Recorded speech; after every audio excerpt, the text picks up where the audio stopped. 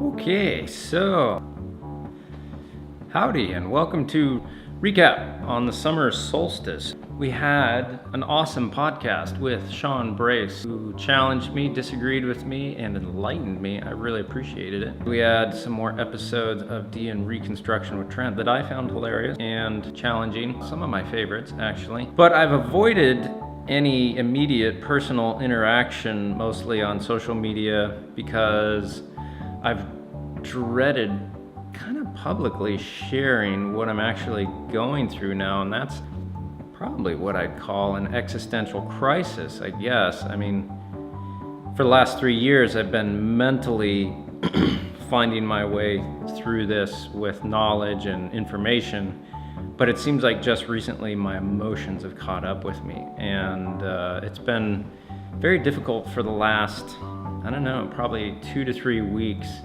to emotionally come to terms with finding meaning and purpose. And there's definitely a rug being pulled out from underneath me, kind of feeling emotionally and with my own ideas around purpose and meaning, and how to now associate value to overall vision. Like, why do I get out of bed in the morning?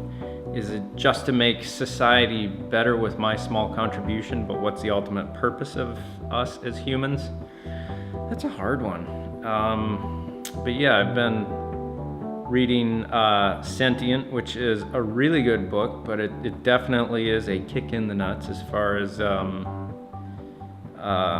spiritual person would read something and then be like, oh man, that makes a lot of sense, or at least a fundamental Christian would read it, and if they're being honest, I personally think if they're being honest, it would be a hard thing to accept and emotionally difficult. But yeah, I'm having a hard time where I previously found that I should find certainty and in my faith and belief. Like, I had certainty in all of that, and I was told I should seek truth ultimately, and that I could find certainty within these spiritual things, but now realize that there's a lot of games that people play with themselves as far as confirmation, cognitive, and everything else, biases, and all the scientific research and everything else shows that we can really drag ourselves around here and there wherever we want with belief to give